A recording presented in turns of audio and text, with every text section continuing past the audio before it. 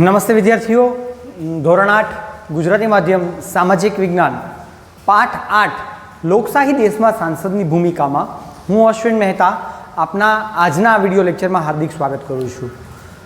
આપણે અગાઉ જે લેક્ચર ગયો એમાં આપણે જોયું કે ભારતમાં જે લોકશાહી દેશ છે, બરાબર, એ લોકશાહી દેશમાં સંસદની ભૂમિકા શું હોય છે એમાં આપણે આગળ જોયા કે ભાઈ સરકારનું સ્વરૂપ કેવું હોય છે. રાજાશાહી સ્વરૂપની સરકાર હોય છે. ઘણી જગ્યાએ તમે જાઓ તો ત્યાં છે એ સરમુખત્યારશાહી પણ તમને જોવા મળે છે. લોકશાહી દેશો પણ ઘણા બધા છે, બરાબર. માનો કે લોકશાહી દેશ હોય, ત્યાં લોકોનું શાસન હોય કે લોકો પોતાના પ્રતિનિધિઓને ચૂંટે છે.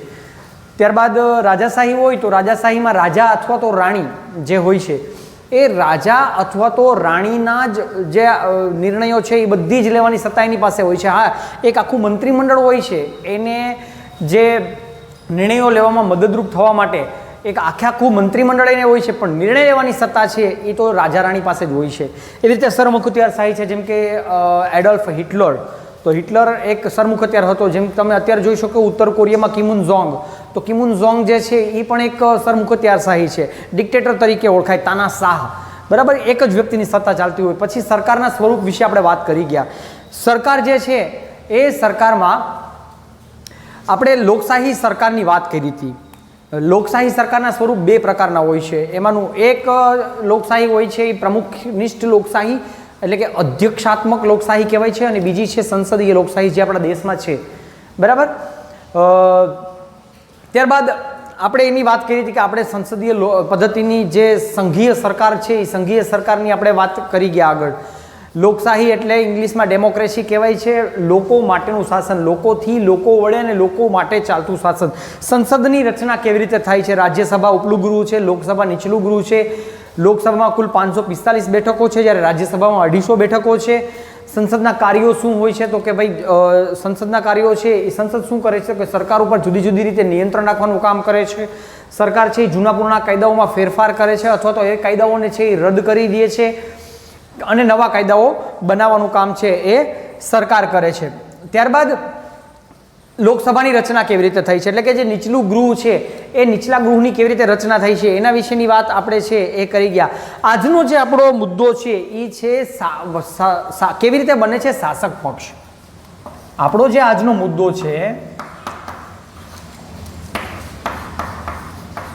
કેવી રીતે બને છે શાસક પક્ષ. લોકસભામાં આપણે વાત કરી કે ભાઈ લોકસભામાં 545 બેઠકો છે, તો 545 બેઠકો ઉપર ચૂંટણી થઈ. જોકે 545 ઉપર થતી નથી, 543 ઉપર થાય છે. બે જે સભ્યો છે ને એ મેં તમને આની પહેલાં કીધું હતું, આ બે સભ્યો છે ને એ એંગ્લો ઇન્ડિયન હોય છે. બે સભ્ય એંગ્લો ઇન્ડિયન હોય છે, જેની નિયુક્તિ રાષ્ટ્રપતિ દ્વારા કરવામાં આવતી હોય છે, પણ મોટે ભાગે આ છે એ થતું નથી. એટલે 543 બેઠકો ઉપર છે એ ચૂંટણી થાય. દરેકમાંથી એક ઉમેદવાર ચૂંટાય, એટલે ટોટલ 543 ઉમેદવાર ચૂંટાય અને લોકસભામાં આવે છે. હવે આ બધા એક પક્ષના તો નહીં જ હોય, જુદા જુદા પક્ષમાંથી ચૂંટાયેલા આવશે, એટલે એની એક યાદી તૈયાર કરવામાં આવે. એક યાદી તૈયાર કરવામાં આવે. એ જે યાદી તૈયાર કરવામાં આવે છે એ યાદી તૈયાર થઈ ગયા બાદ, યાદી જે તૈયાર થઈ જાય એ યાદી તૈયાર થઈ જાય એટલે એમાંથી કયા પક્ષને અથવા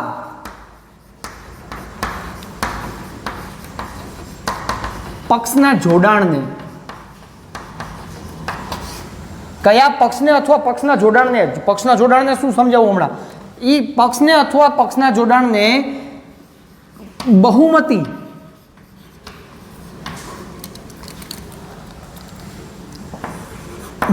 મળી હોય.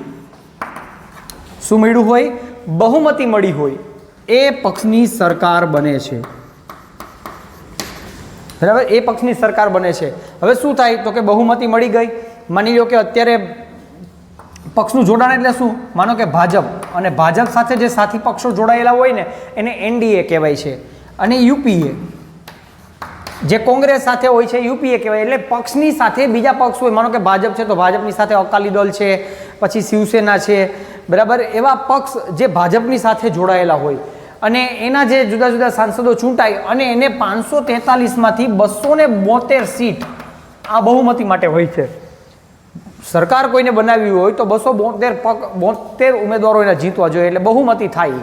એટલે જે પક્ષની બહુમતી થાય એ પક્ષની સરકાર બને છે. હવે સરકાર બને છે કોની? તો કે જે પક્ષના અથવા પક્ષીય જોડાણને છે એ બહુમતી મેળવી હોય એની સરકાર બને છે. હવે સરકાર એમનું બની જશે ના, તો શું થશે? તો કે એનું જે નામનું લિસ્ટ હોય, નામની જે યાદી હોય, એ નામની યાદી તૈયાર થાય અને એમાંથી એક વ્યક્તિની પસંદગી પક્ષના નેતા તરીકે કરવામાં આવે છે.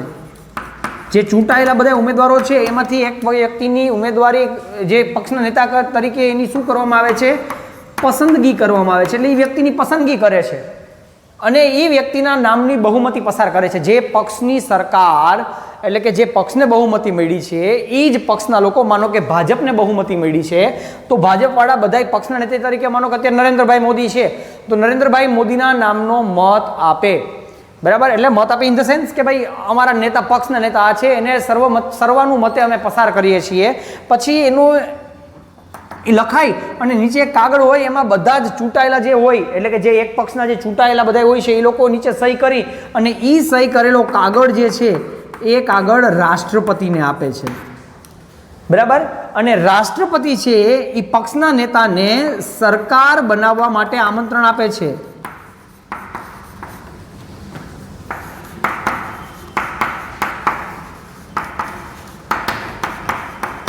સરકાર બનાવવા માટે જે છે એને શું આપે છે?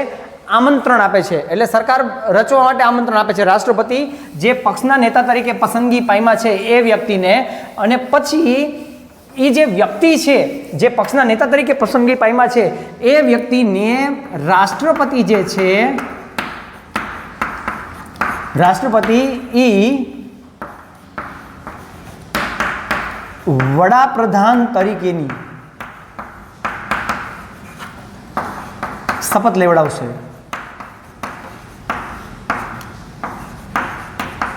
પ્રધાનમંત્રી તરીકેની શપથ લેવડાવશે. પ્રધાનમંત્રી છે એ શું કરશે? તો કે એના પક્ષમાંથી જે ચૂંટાયેલા વ્યક્તિઓ છે ને એની પ્રધાનમંડળ બનાવશે. એટલે કે જુદા જુદા ખાતાના મંત્રીઓ તરીકે છે એની પસંદગી કરશે અને રાષ્ટ્રપતિ છે એ એને ઔપચારિક જાહેરાત કરશે. ઔપચારિક જાહેરાત કરવાની હોય કારણ કે નામ તો પહેલેથી જ વડાપ્રધાન દ્વારા નિયુક્ત કરી દીધા હોય, વડાપ્રધાને પહેલા જ નામ આપી દીધા હોય, એની ખાલી ઔપચારિક જાહેરાત કરવાની હોય. અને વડાપ્રધાનની સાથે જેટલા મંત્રીઓ હશે, જેટલા મંત્રીઓ હશે ને એ મંત્રીઓને પણ રાષ્ટ્રપતિ છે એ શપથ લેવડાવશે. તમે શપથવિધિ કાર્યક્રમમાં જોયું હોય, રાષ્ટ્રપતિ એમ બોલે મેં, પછી પાછળ મોદી હોય તો એમ બોલે મેં નરેન્દ્ર દામોદર દાસ મોદી ઈશ્વર કી શપથ લેકે. તો એવી રીતે શપથ લેવાનું કામ કરે છે. તો શપથ લેવાઈ જાય પછી સરકારની રચના થાય છે અને આવી રીતે છે એ શાસક પક્ષ છે એ બને છે.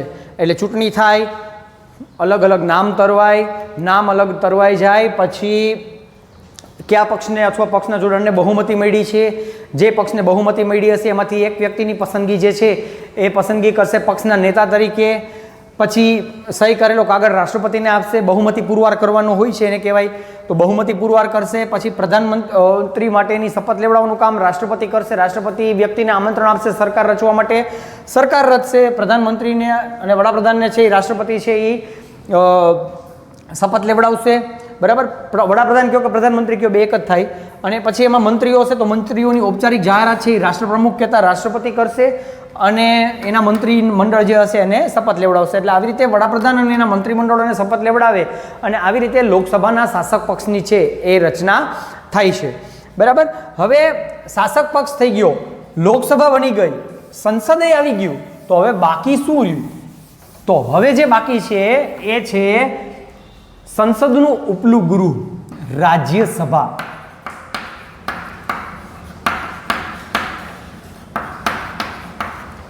રાજ્યસભાની રચના કેવી રીતે થાય? રાજ્યસભાની રચના છે એ કેવી રીતે થાય છે?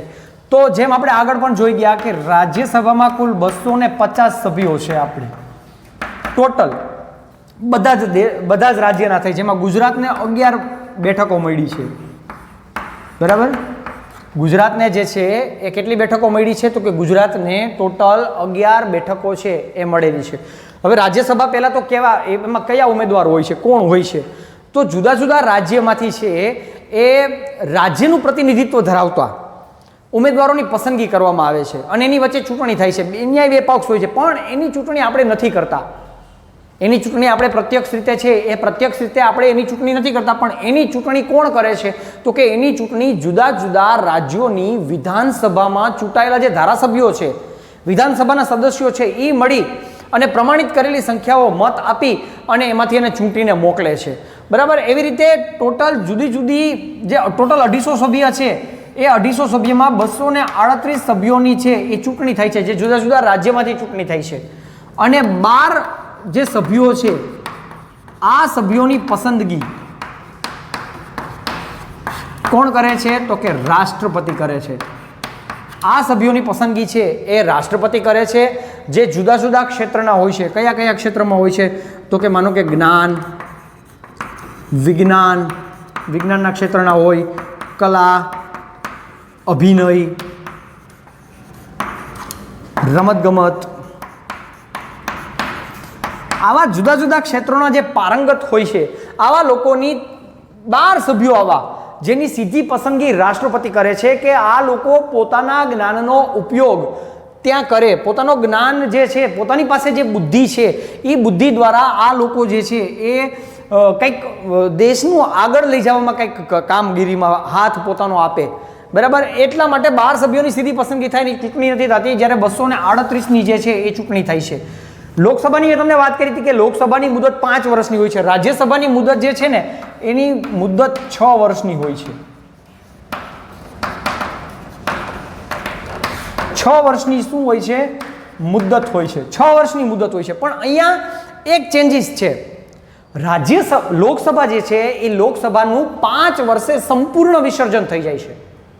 લોકસભાનું 5 વર્ષે સંપૂર્ણ વિસર્જન થાય છે, જ્યારે રાજ્યસભા છે ને એનું સંપૂર્ણ વિસર્જન થતું નથી. હા, એક સભ્ય હોય તો એ સભ્યની મર્યાદા 6 વર્ષની હોય. 6 વર્ષ સુધી રાજ્યસભાના સદસ્ય તરીકે રહી શકે, પણ એનું સંપૂર્ણ વિસર્જન નથી થતું. શું કામે નથી થતું? તો એમાં એવું હોય કે આ 238 હોય ને, માનો કે કોઈ એક વ્યક્તિ ચૂંટાણો એટલે દર 2 વર્ષે, દર કેટલા વર્ષે?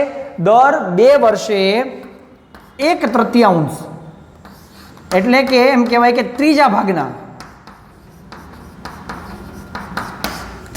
સભ્યો, એટલે કે માનો કે 238 ને 250 છે ને, તો ત્રીજા ભાગના કહેતા 80, દર 2 વર્ષે 80 લોકો નિવૃત્ત થાય છે. 6 વર્ષ પૂરા થઈ ગયા એટલે એ લોકો નિવૃત્ત થઈ જાય. માનો કે એક હારે તો ન થતા હોય, 80 લોકો એક હારે ન થતા હોય. જાન્યુઆરી ફેબ્રુઆરીમાં 5-7 જણા છે એ નિવૃત્ત થઈ ગયા હોય, એટલે કે એની મર્યાદા પૂરી થઈ ગઈ હોય. પછી બીજા એપ્રિલ કે મે મહિનામાં બીજા રાજ્યના કોઈ 7-8 થઈ ગયા હોય. તો માનો કે ગુજરાતમાંથી 5 જણા નિવૃત્ત થયા 6 વર્ષે, તો એટલાની ચૂંટણી થશે ને એટલા પાછા ભરાઈ જશે. 2 મહિના પછી ઉત્તર પ્રદેશમાંથી 7 રાજ્યસભાના સદસ્યો નિવૃત્ત થયા, તો એ 7ની ચૂંટણી થઈ જશે. એટલે સંપૂર્ણ વિસર્જન ક્યારેય ન થાય.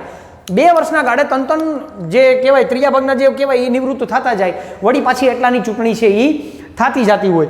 તો દર 2 વર્ષે જે છે એ ત્રીજા ભાગના નિવૃત્ત થાય. એટલે આ કાયમી ગૃહ કહેવાય છે. જે રાજ્યસભા જે છે એ રાજ્યસભા કાયમી ગૃહ કહેવાય. ઉપલું ગૃહ તો છે જ, પણ કાયમી ગૃહ કે શું કામે? તો કે આનું ક્યારેય વિસર્જન નથી થતું. આ ગૃહનું ક્યારેય વિસર્જન થતું નથી, સંપૂર્ણ વિસર્જન નથી થતું. પછી તમને એક પ્રશ્ન થાય કે કોઈ એક વ્યક્તિ નિવૃત્ત થઈ ગયો હોય 6 વર્ષે, તો બીજી વખતે એ આવી શકે? હા, આવી શકે. જો પક્ષ ઈચ્છે તો એ વ્યક્તિને બીજી વખત પણ ચૂંટી અને પાછો રાજ્યસભામાં છે એ મોકલી શકે. એટલે એ કોઈ મર્યાદા નથી કે કોઈ વ્યક્તિ એકવાર નિવૃત્ત થઈ ગયો એટલે પછી ન જઈ શકે. એ 2 વાર 3 વાર જ્યાં સુધી પક્ષ ઈચ્છે ત્યાં સુધી જઈ શકે છે. બરાબર. તો જુદા જુદા 238 લોકોની ચૂંટણી થાય છે વિધાનસભાઓમાંથી. ત્યાંથી લોકો રાજ્યનું પ્રતિનિધિત્વ કરે છે. ઉપલા ગૃહમાં 12 સભ્યોની પસંદગી છે રાષ્ટ્રપતિ કરે છે, જે જુદા જુદા ક્ષેત્રમાંથી આવતી હોય છે. આ ગૃહ કાયમી છે, એનું ક્યારેય વિસર્જન નથી થતું. દર 2 વર્ષે એના ત્રીજા ભાગના સભ્યો નિવૃત્ત થાય છે અને પાછી એટલાની જ ચૂંટણી થઈ જાય છે. હવે વાત આવી સંચાલનની. વાત આવે છે સંચાલનની, કે આ જે છે એનું સંચાલન કોણ કરતું હશે? રાજ્યસભાનું સંચાલન કોણ કરે?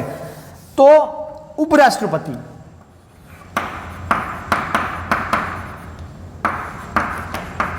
ઉપરાષ્ટ્રપતિ કહેતા ઉપરાષ્ટ્ર પ્રમુખ પણ કહી શકો તમે. ઉપરાષ્ટ્રપતિ જે છે એ હોદ્દાની રૂએ રાજ્યસભાના ચેરમેન કહેતા સભાપતિ. હોદ્દાની રૂએ ઉપરાષ્ટ્રપતિ જે છે એ રાજ્યસભાના ચેરમેન કહેતા એના સભાપતિ બને છે, એને સભાપતિ કહેવાય છે, સભાપતિ મહોદય. તો સભાપતિ છે એ હોદ્દાની રૂએ ઉપરાષ્ટ્રપતિ છે એ બને છે. અત્યારે હાલના સમયમાં મિસ્ટર વેંકૈયા નાયડુ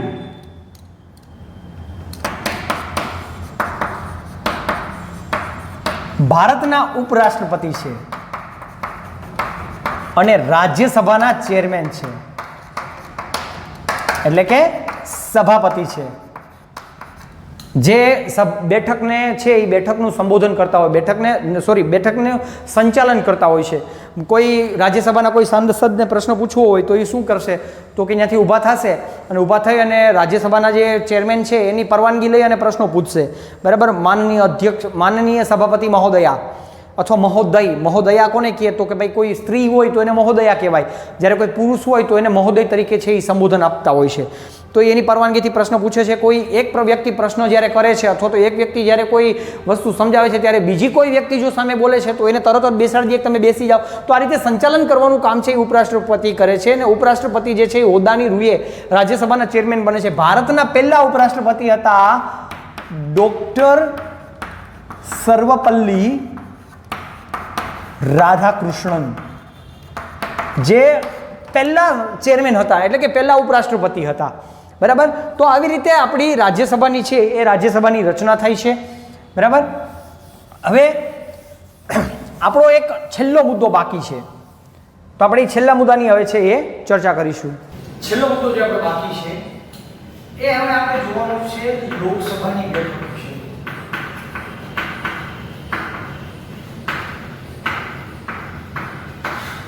લોકસભાની બેઠક. બરાબર. જે આપણો છેલ્લો મુદ્દો છે. હવે સૌથી પહેલા તો જ્યારે લોકસભાની બેઠક અથવા તો સંસદનું સત્ર ચાલુ હોય, જ્યારે સંસદનું સત્ર ચાલુ થાય આખા વર્ષમાં પ્રશ્ન એ થાય કે આખા વર્ષમાં કેટલા સત્રો મળે, તો આખા વર્ષમાં 3 સત્રો મળે છે. આખા વર્ષમાં 3 સત્ર મળે છે.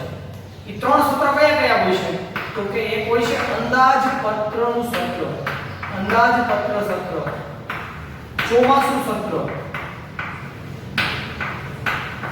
અને ત્રીજું છે શિયાળુ સત્ર. એમ 3 સત્રો મળે છે.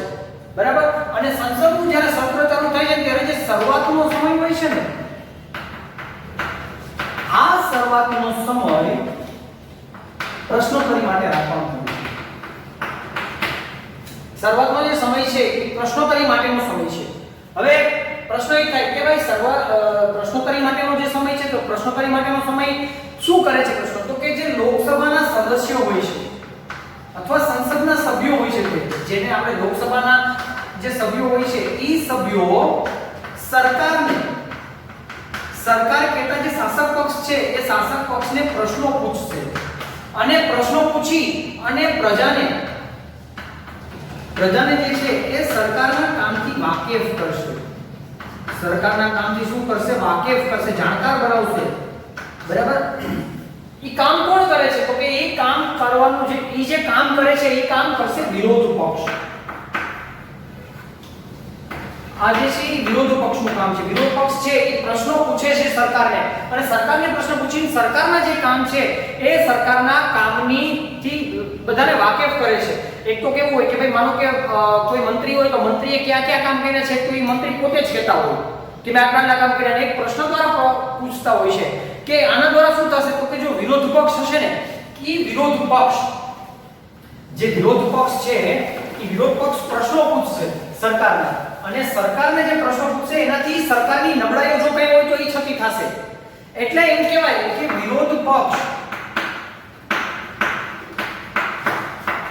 સરકારને નિયંત્રણમાં રાખશે. બરાબર. બે જવાબદાર સરકાર બનવાથી અટકાવશે વિરોધ પક્ષ. સરકારને કહીને કેમ લાગશે કે જો હું આવું ખરાબ કામ કરીશ તો વિરોધ પક્ષ જે છે એ વિરોધ પક્ષ પ્રશ્નો પૂછશે, પ્રશ્નો ઉઠાવશે તો બીજે વખતે લોકમત નહીં મળે અને આપણી સરકાર નહીં આવે, સરકાર ગીર પડી જશે એમ કહેવાય. તો એના માટે થઈ અને નિયંત્રણ રાખવાનું કામ છે વિરોધ પક્ષ કરે છે. વિરોધ પક્ષ સરકારને પ્રશ્નો પૂછે છે, સરકાર પોતાના કામગીરી અંગેની જાણકારી પણ છે એ સરકાર આપે છે કે અમે આટલા પ્રકારના કામ કર્યા છે આ વર્ષે, કે અમે આ વર્ષે આટલા પ્રકારના કામ કરવાના છીએ. તો એ તમામ પ્રકારની જાણકારી જે છે એ વિરોધ પક્ષ છે એ વિરોધ પક્ષ દ્વારા અથવા તો ડાયરેક્ટલી જે છે એ બધી જ વસ્તુ છે એ સત્રમાં જે છે એ ચાલતું હોય છે, એટલે કે સત્રમાં છે એની માહિતી છે એ માહિતી આપતા હોય છે. બરાબર. પ્રશ્ન એ થાય કે લોકસભાની બેઠક મળે તો એનું સંચાલન કોણ કરે? લોકસભાની જે બેઠકો છે એનું સંચાલન કરે છે અધ્યક્ષ. અધ્યક્ષ કહેતા સ્પીકર. બરાબર. જે અધ્યક્ષ હોય છે એ અધ્યક્ષ છે ને કોઈને કોઈ રાજકીય પીઠબળ એટલે કે કોઈને કોઈ રાજકીય પક્ષનો પીઠબળ ધરાવતો હોય છે, જેની સરકાર હોય છે ને એનો જ અધ્યક્ષ હોય.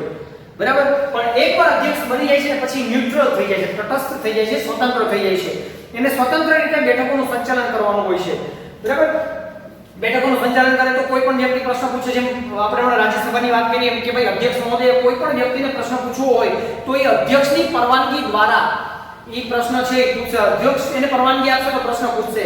એવી જ રીતે સામે વિરોધ પક્ષ બેઠા હશે તો એનો જવાબ આપવો હોય તો એ જવાબ ત્યારે જ આપશે જ્યારે અધ્યક્ષની પરવાનગી મળશે. ત્યારે અધ્યક્ષ કોઈ વ્યક્તિ છે એ સંસદની મર્યાદાઓનું ઉલ્લંઘન કરે છે તો એ વ્યક્તિને સજા આપવાની સત્તા પણ એટલે કે એને સસ્પેન્ડ કરી શકે છે. તો એની પાસે આખરી સત્તા એવી રહેલી છે, એ ન્યુટ્રલ હોય છે, એ કોઈ પક્ષના નથી બનતા. બરાબર. તો એ અધ્યક્ષ પાસે હોય છે. તમામ લોકો અધ્યક્ષને સંબોધીને પ્રશ્ન કરે છે. માનો કે અમિત શાહને પ્રશ્ન કરવો હોય અથવા અમિત શાહ છે એ ગૃહના માધ્યમથી બધાને જણાવવા માંગતા હોય તો એ એમ કહે છે કે માનનીય અધ્યક્ષ મહોદય શ્રી, मैं ये पूरे सत्र को मैं पूरे इस बैठक को ये बताना चाहता हूं कि हमने जो 370 की जो आर्टिकल था वो हमने जो निकाला है वो किस हिसाब से निकाला है. मतलब ये जो बात करे છે તો ये बात બધાને જાહેર કરે છે ત્યારે એ અધ્યક્ષને સંબોધીને કહેશે, કોઈ પર્ટિક્યુલર વ્યક્તિને નહીં કહે પણ સીધા અધ્યક્ષને સંબોધીને કહેશે. બરાબર. તો અધ્યક્ષનું આ કામ હોય છે સંચાલન કરવાનું. જે છે એ સંચાલન કરવાનું કામ છે આખું કોણ કરે છે તો કે અધ્યક્ષ કરે છે. કોઈ પણ ખરડો પસાર થાય એ ખરડો જ્યારે ખરડો હોય ત્યારે ખરડો પસાર થાય ત્યારે એ ખરડો પસાર કરવો હોય ત્યારે અધ્યક્ષની જે કહેવાય કે ભાઈ અધ્યક્ષની પરવાનગી લઈ અને ખરડો છે એ બે ગૃહમાંથી પસાર થાય છે, મત લેવાય છે. તો અધ્યક્ષને એ મતમાં એટલે કે જે મતદાન થતું હોય એમાં પણ એને ભાગ લેવાનો અધિકાર નથી. અને પછી ખરડો છે એ ખરડો પસાર કરવામાં આવે 2/3 બહુમતી એટલે કે અડધા કરતા વધારે જે છે એ બહુમતી થઈ જાય એટલે એ ખરડો પસાર બે ગૃહમાંથી પસાર કરવો પડે છે, રાજ્યસભા અને લોકસભામાંથી. બેમાંથી પસાર થાય પછી રાષ્ટ્રપતિ પાસે સહી કરવા માટે જાય. અધ્યક્ષ સહી કરી ગયા પછી રાષ્ટ્રપતિ પાસે સહી કરવા જાય પછી ખરડો છે કાયદો બની જાય છે. બરાબર. તો અધ્યક્ષનું લોકસભામાં એટલે કે સંસદમાં અધ્યક્ષનું એક ખૂબ મહત્વનું છે, એ મહત્વનું સ્થાન હોય છે. તમારી ટેક્સ્ટબુક જે છે એમાં કેટલાક પ્રશ્નો છે વિચારોમાં. બરાબર. તો એ પ્રશ્નોનું પણ આપણે લઈએ કે સભાનું સંચાલન કોણ કરે છે? તો સભાનું સંચાલન રાજ્યસભામાં જે છે એ સભાપતિ કરે છે એટલે કે ઉપરાષ્ટ્રપતિ બને છે અને લોકસભા હોય તો એમાં અધ્યક્ષ કહેતા સ્પીકર કરે છે. માનો કે સ્પીકર ગેરહાજર હોય તો ડેપ્યુટી સ્પીકર, ઉપ સ્પીકર હોય એની નીચેના બીજા કોઈ સ્પીકર રાખ્યા હોય, એક વ્યક્તિને નિમણૂક કરી હોય તો ઈ જે છે એ આખી બેઠકનું સંચાલન કરે છે. જો બે ન હોય તો આખી સ્પીકર પેનલ તૈયાર કરી હોય. સ્પીકર પેનલ જે છે તજજ્ઞોની આખી હોય. બરાબર. એ તજજ્ઞોની જે આખી સ્પીકર પેનલ છે એ સંચાલન કરશે. સંચાલન કરવાની જરૂર છે શા માટે? સંચાલન કરવાની શું જરૂર છે? માની લો કે ક્લાસ હોય, ક્લાસરૂમમાં શિક્ષક જ ન હોય તો ક્લાસ કંટ્રોલ ન થાય, હો બેકારો થાય, બીજા કોઈ ક્લાસમાં શિક્ષક ભણાવતો હોય તો એને કોઈનો અવાજ ન સંભળાય, તો સંચાલન કરવાની જરૂર છે. નકર તો બે સાંસદો સામે બાંધી પડે, ઝઘડો થઈ જાય. તો ઝઘડો ન થાય, બધાને શાંત રાખવા પડે, તો કોઈનો અવાજ ન સંભળાય, એને બધે દબદબાની પોતાની રીતે ચાલતું હોય. કોને ઉદ્દેશીને પ્રશ્નો પૂછવામાં આવે છે? મેં કીધું એમ અધ્યક્ષને, રાજ્યસભા હોય તો સભાપતિને ઉદ્દેશીને જે છે પ્રશ્નો પૂછવામાં આવે છે. કઈ ભાષામાં પ્રશ્નો પૂછવામાં આવે છે? મુખ્યત્વે બે ભાષા, અંગ્રેજી અને હિન્દી. બરાબર. અંગ્રેજી અને હિન્દી ભાષામાં પ્રશ્નો પૂછવામાં આવે છે. અચ્છા, બોલાયેલી ભાષા નથી ખબર પડતી તો કોઈ ન સમજાણું તો માની લો કે અંગ્રેજી મને અંગ્રેજી નથી આવડતું, હિન્દી નથી આવડતું, તો તો હું મારી માતૃભાષામાં પ્રશ્નો પૂછી શકું છું. હવે મારી માતૃભાષામાં પ્રશ્ન મેં પૂછ્યા એટલે માનો કે હું તમિલમાંથી હોય, તેલુગુ બોલતો હોય, કન્નડ, મલયાલમ કે કાશ્મીરી બોલતો હોય અથવા ગુજરાતી બોલતો હોય તો બીજા સંશોધનને ન સમજાય તો એની કોઈ ઉદ્દેશ્ય છે, એની માટે કોઈ જોગવાઈ છે? હા, તમને ખબર હોય તો મોટા મોટા સ્પીકર રાખેલા હોય છે, જે કાનમાં રાખીને બેઠા હોય છે, બરાબર? એમાં ટ્રાન્સલેટ થઈ અને આવે છે જે તે વ્યક્તિને. ટ્રાન્સલેટરની સુવિધા રાખે તો બધા આખા ગ્રુપને સાંભળવું પડે, કંટાળો આવે. એટલે જે માઇકની સુવિધા રાખવામાં આવેલી છે, જે મોટા મોટા હેડફોન હોય છે, હેડફોનની સુવિધા રાખવામાં આવેલી છે અને હેડફોન દ્વારા છે એ સાંભળી લે છે. એમાં હિન્દી અંગ્રેજીમાં ટ્રાન્સલેટ છે એ થઈ જાય છે. એટલે જે ભાષાઓ જોતી એ ભાષામાં એમાં ટ્રાન્સલેટર છે એ આવી જાય છે. સંસદના બે ગૃહો ક્યાં ક્યાં છે? આપણે વાત કરી કે સંસદના બે ગૃહો છે, ઉપલું ગૃહ અને નીચલું ગૃહ. ઉપલું ગૃહ છે રાજ્યસભા છે, જ્યારે નીચલું ગૃહ છે એ લોકસભા છે. લોકસભાના કાર્યો જણાવો. તો લોકસભા છે ને એ લોકોનું બનેલું છે આખું, એટલે કે લોકોનું પ્રતિનિધિત્વ ધરાવતું ગૃહ છે. તો લોકોના જે નાના નાના પ્રશ્નો છે એ બધા જ પ્રશ્નો સરકાર સુધી પહોંચાડવા, આ એનું સૌથી મુખ્ય કાર્ય હોય છે અને એક જવાબદાર સરકાર આપવાનું કાર્ય હોય છે. રાજ્યસભાનું સંપૂર્ણ વિસર્જન સાચી નથી થતું. હજી હમણાં જ વાત કરી કે દર 6 વર્ષની મુદત હોય, દર 2 વર્ષે એના ત્રીજા ભાગના સભ્યો નિવૃત્ત થાય છે. જેટલા સભ્યો નિવૃત્ત થાય છે એટલા જ પાછા જે છે એ ની ચૂંટણી કરી લેવામાં આવે છે, બરાબર? એટલે સંપૂર્ણ વિસર્જન ક્યારેય થતું નથી. તો આ હતો આપણો પાઠ નંબર 8, લોકશાહી દેશમાં સંસદની ભૂમિકા, બરાબર? Thank you.